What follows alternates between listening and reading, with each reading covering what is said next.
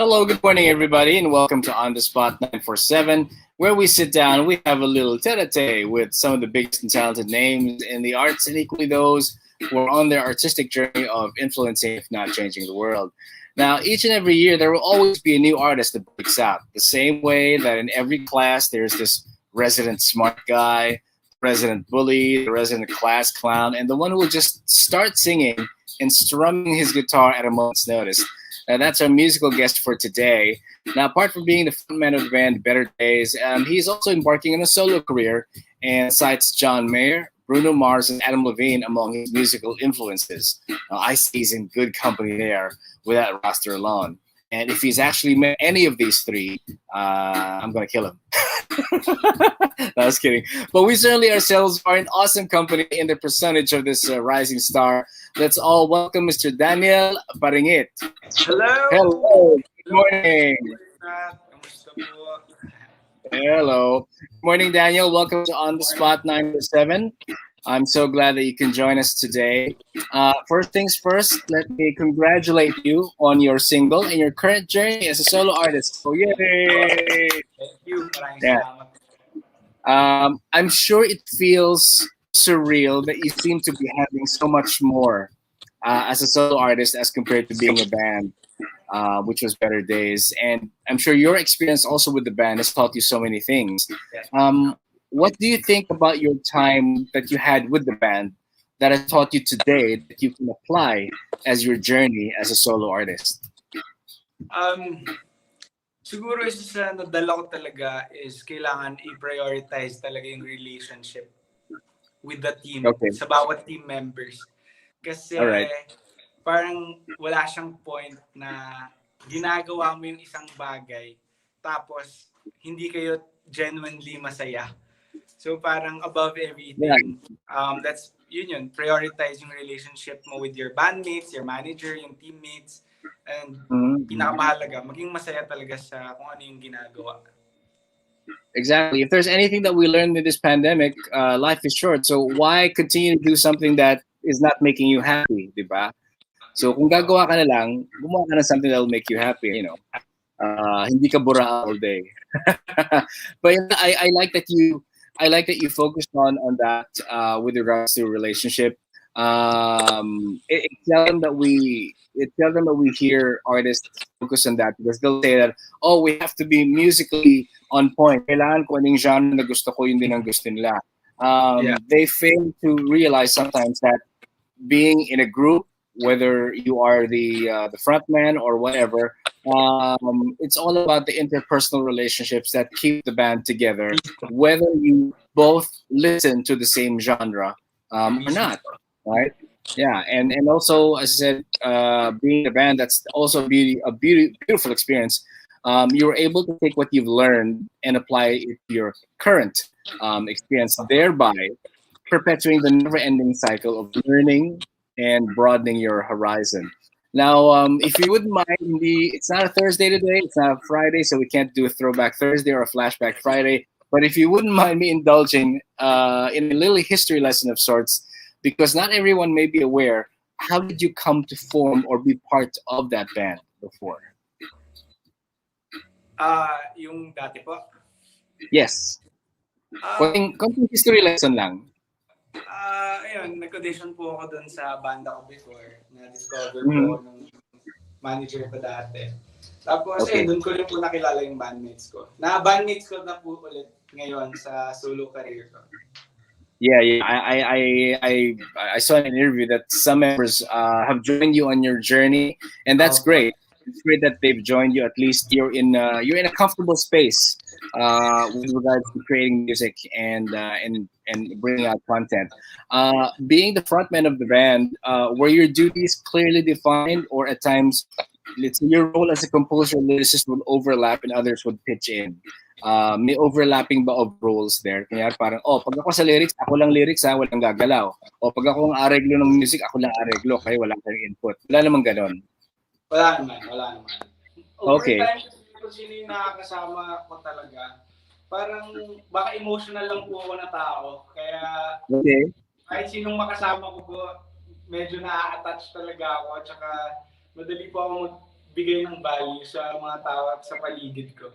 So, Ah, hindi naman para iwasan yung mga conflicts po. Pero parang mas nandun ako sa, yun talaga yung maintaining healthy relationships eh. Yung right. masaya ka kayo as you go on with, kunwari ngayon sa solo career po, parang mas masaya ako na habang ginagawa ko to, every time titingin ako sa paligid ko, may kasama ako, may mga taong masaya dahil ginagawa namin to. Kesa Mm-hmm. ginagawa ko yung gusto ko and whatever makes me happy. Tapos pag tingin ko sa paligid ko, napipilitan lang yung kasama ko or parang sad sila sa ginagawa nila pero wala silang choice. And medyo I kinda hate that. Parang Right. nakakalungkot yung for me. So parang Right. ngayon, yun talaga yung pinakatingin ko sa, I mean, kunyari nagsa-start pa lang ako. Sa totoo lang, parang I can have that tendency na parang pwede kong isipin na sana mangyari to, sana sumikat kami, or sana mangyari yung kung ano po yung pangarap namin. Pero parang isa sa po sa pinakamasaya talaga now is yung ngayon, yung habang ginagawa namin siya together. Tapos masaya lang lahat, genuinely nai-inspire namin yung isa't isa.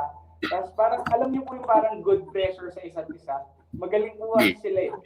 So parang nakakahiya rin po hindi ibigay yung kung ano yung pinakakaya tsaka best niya. Parang kaya yun po yung masaya, yung mabuhay sa ngayon na masaya lahat genuinely. Right. And if you're happy, you get to make more content and eventually attract more fans, and the cycle continues on. And lahat kami happy. Pag happy kayo, happy din sila eh. Being a listener and people who consume content. And at times, let's think about roles. On one hand, that's the role that we're assigned to. On the other hand, we get to play the role of what's assigned to others. Now, as a student back in then in UP, tama, you still have a lot of roles back then. From the role of a student then, and having gigs sa gabi. But another role that stood out for me in one interview that you had was that you were training in Taekwondo. Wow. Opo. Taekwondo varsity po ako simula high school. Yun po yung right. nagpaaral So, sa akin. remind me, huwag kang gagalitin kasi baka masipa ako sa mukha. So, I was wondering, was being in training, may na-apply, may bang natutunan na being training for Taekwondo, was there something that you can take from that experience and use it sa music naman? Yeah, sobra po. Parang isa sa na-apply ko ever since is pag college ka, pag naglalaro ka ng isang sport, parang UAAP po yung pinakamalaki talaga na competition for us eh. Since sa UP po ako, UAAP, pwede sa iba NCAA. Pero hindi lang po yung mismong araw ng UAAP or ng competition championship yung pinaka-dapat mong mabuhay ka or ibigay yung lahat. Mas importante talaga yung training bago ka lumaban. Right. Araw-araw yun, disiplina, mag-practice ka araw-araw, magpalakas ka, para pag dumating yung competition day, doon mo ilalabas lahat para manalo ka. So parang ganun din po ngayon sa music industry. Pinagkaiba lang, hindi ko alam kung kailan yung competition day. So parang, pero doon ko po na-apply na everyday po ako nagpa-practice, everyday namin minimake sure na condition kami para anytime dumating yung championship, anytime dumating po yung opportunity, ready kami, tsaka condition po kami. Tsaka yun, yung being a team player, alam mo dapat kung ano yung role ng bawat isa. So hanggang ngayon, on your own, you're still training on your own. Opo. Tuloy pa rin yan. Okay, that's good. You said that kailangan you have to train every day because you don't know when the games continue on. When you're going to be plucked out and say that, may laro tayo tomorrow or whatever the next week. But you know, when you put yourself out there as an artist, in a way parang ganun din yun because hindi mo alam na once naglabas ka ng kanta, you don't know kung kailan siya puputok, kailan siya mapapansin ng tao, and people will start talking about it, and by word of mouth, people will say that this is a good song and ganon. So in a way, I'm glad that analogy worked for you. Na and that also formed the basis of your work ethic, di ba?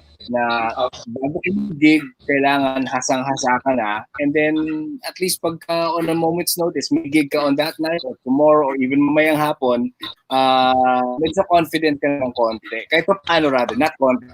Medyo Lagi confident pa rin na. nakakabay. Yeah. Para hindi ka masyadong nangangapa, as they say. Moving forward, yung current single mo is called Palayain. Well, the title speaks for itself. I want to hear it from you, what the song is really all about, and how did you come to write the song? But before you answer that question, I want to give our listeners a little bit of a teaser of what the song is all about. And I am going to be playing it in just a few seconds, which is just about now. Sino bang may sabing pwedeng magkaroon ng tayo?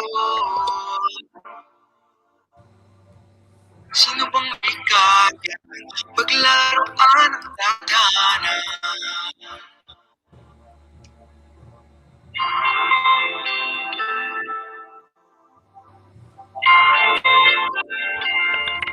I love that guitar. Hey, John Mayer, is that you? Yes! Hanggang dito muna tayo, wala pang sigurado. Huwag magmadali o magkamali, at na natin to. Palayain mo ang puso ko. Pagkapalit mo, ako muna lang yun. Okay, so that's as far as I give them a teaser. They have to check out online on Spotify to listen to the entire song. And para hindi tayo ma-flag dahil almost a minute na. So yeah, going back to the question, we know that the title is called Palayain, but can you give us a history of how you got to write the song and why that was the title that you chose? Well, yung Palayain po talaga, nanggaling po siya sa intro namin, dating-dati pa sa banda namin. Yun po yung line na ten-ten-ten, ten-ten-ten, ten-ten-ten, ten-ten-ten. Tapos after nun, pinapakanta ko po yung audience naman. So parang ganun po siya. So parang nasa ulo ko lang po lagi yung tunog na ten-ten-ten, ten-ten. Hanggang naisip ko lang po na, ba't hindi na lang natin ito gawing kanta? Tapos, ayun, first half po, na sulat ko, yung hanggang dun, sino bang nagsabi, pwedeng magkaroon ng tayo, sino bang may kayang paglaruan ng tadhana. Ano po siya, mas kinakausap mo yung sarili mo, na parang, sino bang nagsabi na pwedeng magkaroon ng tayo? Pwede kasi siyang tunog love song, it's about something romantic na heartbreak song. Pero mas nandun po siya sa parang, kausap mo yung contentment, kausap mo yung kung ano yung hinaharap ng buhay sa'yo ngayon. Sino bang may kayang paglaruan ng tadhana? Kaya parang, it's also a song na pwede mo kantahin sa sarili mo, na parang palayain mo ang puso ko, patawarin mo, ako muna lalayo. Kumbaga minsan, we can hear a lot of advices kapag may pinagdadaanan tayo. Pero yung isang tao lang na naniniwala po ako na makakapagpalaya sa atin talaga is yung sarili talaga po natin once na ma-accept natin. Tsaka, syempre, hindi din po overnight lagi yung process. Parang, kaya sa process kasi kailangan mo rin tulungan yung sarili mo na ulit-ulitin mo sa sarili mo na kailangan mong dumaya. Ayun po, tungkol po siya sa... True. And sometimes the prison that we find ourselves locked in are the ones na gawa-gawa rin natin, di ba? So kung ikaw ang gumawa ng kulungan mo, ikaw ang palaya sa sarili mo. So it's really us. There are some friends joining us today on this interview. We want to say hi to Josh Luzaga. Says, "Woo, Daniel Paringit." Yeah. Awesome. Diana Rose Cruz is also saying hi. Christian Villarosa. And hello, Jerry. Nag-comment siya. Yeah. Rowena Hi to my Morco. mama. Oh, okay. Hello, Reina. Good morning to you. Jocelyn Tanaka is also Hi, Tita Jo. sending a lot of love and applause. Nolalyn Hi, Reboles. Nolly. Ayan. Sabi ni Nonalyn, Pogi na Daniel, gusto ko siyang uwi. Char. And she loved the song. Ganda-ganda ng kanta. Ayan. Kasing ganda daw niya, Char. Again. Maganda nga, maganda. Kumukota na kumukota si Nonalyn, ha.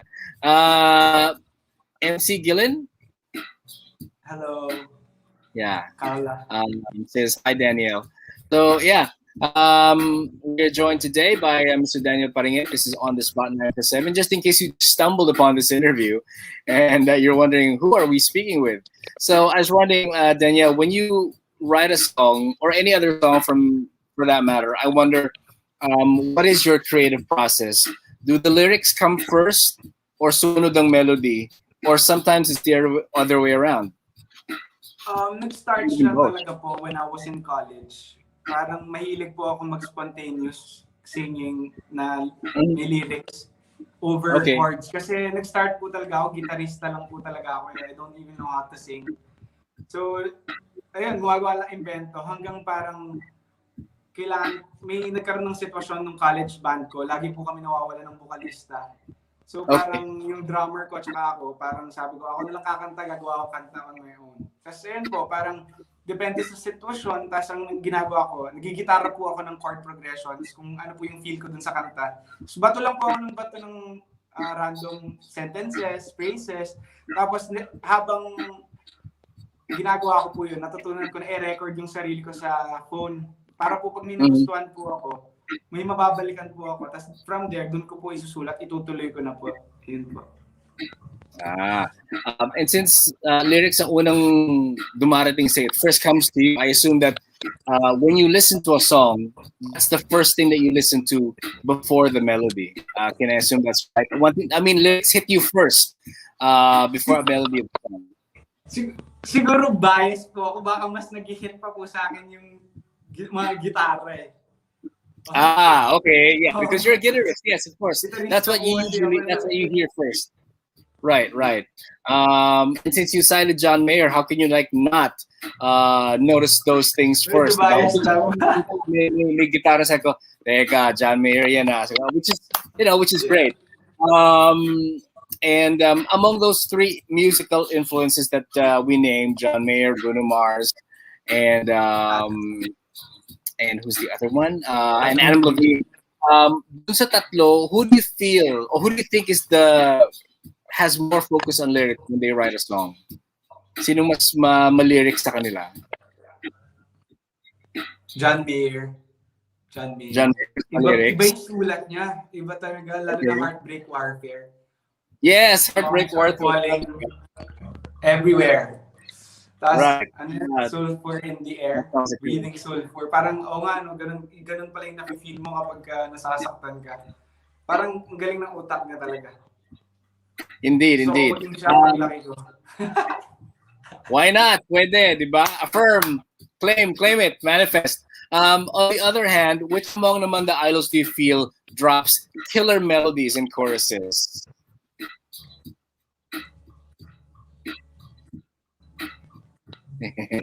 Adam Levine. Okay. Kala ko siguro John Mayer ulit. Kasi pag sinabi mo John Mayer, kota ka na. Mabuto natin yung video ko John Mayer para may shoutout naman siya sa'yo. Adam Levine. Okay. Yeah, he's a different songwriter in his own right, and lucky for him, he still has Maroon 5 till this day. And basta nila, grabe, kanta lahat ng tao pag chorus. Isa sa mga una kong natutunang i-cover Sunday morning. Hanggang ngayon tinutugtog ko pa rin po siya. Awesome. Kapag tinugtog mo siya live, lahat kumakanta eh. Kaya tingin ko yeah, because everybody knows his song. So, ang galing eh. That's the thing about songs that have a catchy chorus. just the first few minutes of you listening to it, it gets implanted in your head subconsciously. You just sing along with it when other people sing it. If given a choice, who would you want to collaborate with locally? Locally? Hmm.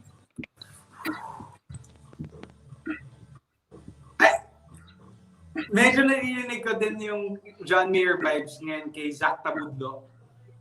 Yes. Yes, meron din. Magandang experiment na, hello, baka naririnig ako ng MCA ngayon, baka naman. Zach. Pakitawag si Zach. Magkaka-vibes kami kasi sa gitara. More on guitar lines din kasi yung mga songs niya. Tapos ang ganda din ng choruses niya. Tapos parang feeling ko, kahit mag-guitar lang ako sa kanta niya, masaya na ako. Ayan. Isa pa, muni-muni. Muni. Feeling ko muni din. Kasi parang makatap up talaga sila. Tapos friends ko talaga sila nung college ako. Pero nag-take off talaga sila. College band pa lang ako na. Tapos ngayon, gusto ko yung feeling kapag tumutugtog sila sa live. Tsaka yung mga kanta nila, parang kinakausap yung puso ng mga nakikinig sa kanila. So medyo gusto ko rin yun. Ayan. So I'm sure Geraldine is joining us. So Geraldine, make it happen daw. If sky's the limit naman, who would you want to collaborate internationally? John Mayer. Oh, hindi na ako magugulat. John Mayer na naman. John Mayer talaga. John Mayer talaga. Wala na iba. Malaman kung paano niya iniisip yon, saan niya hinuhugot yung inspirasyon para makasulat ng ganong mga metaphors. Parang galing. Galing talaga.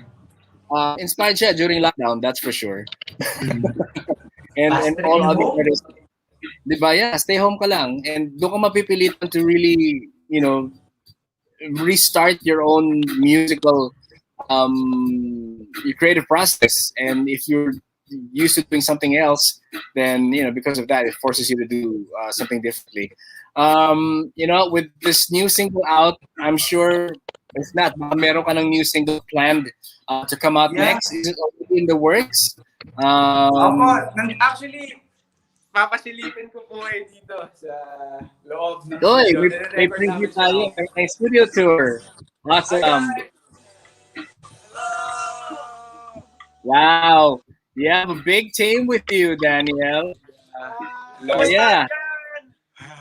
We're good. G2, Gel. Right. So, nag-record na po kami ng next single. So, ayun, big talaga today. Medyo John Mayer talaga po yung... John Mayer is... Oh, that's fine by us. That's ear candy for us there. Since you have a new single, is this on your way to making an album or EP muna? Which album mauna? Sana mag-album ako in, tingin ko 1 year. Pala na po sila Jerry sa akin. And, feeling ko po, within a year, makapaglabas po kami album. Within the year. All right. Sige, we shall be on the lookout for that one. And sabi ni Jerry, let's go. Nagpaninig na eh. So, kailangan panindigan. For those who want to connect with you on social media, where can they find you? Sa Instagram and Twitter po, sana follow nyo ako sa @Daniel Paringit. Sa Facebook page naman ay Daniel Paringit Music. TikTok din sa mga gustong ng mas marami pang gitara. Nandun, ka-jam. Sige, guluhin kita sa TikTok. Guguluhin kita sa TikTok. Ako. So once again, would you like to invite them once more to check out your new single, and where can they stream this as well?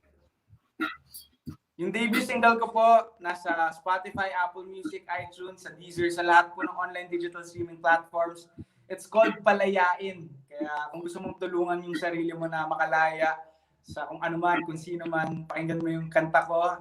I-search mo lang Daniel Paringit, Palayain. Meron din kami different versions, nasa YouTube, hanapin nyo lang Palayain, Daniel Paringit. Kaya yun, sana po. Alright. Awesome. More content for us to watch and to share and thumbs up as well. Danielle, thank you so much for joining us today. I know you're very busy, and I wish the new single and all other musical and creative endeavors that are there Thank you in po. the pipeline. And since you started this this road to freedom, let it be a musical reminder for everyone. Whatever it is that you want to do, the key is in your hands. The freedom, Opo. the key to your own freedom is always in your hands and no one else's. All right. This has been Kaz for On the Spot 947. Till the next edition, we shall be on the lookout for the next artist that we're going to be putting on the spot. So keep it right here. All hits Mellow Thank you. 94.7. Sounds good. Thank you, Danielle. Good luck. Thank you.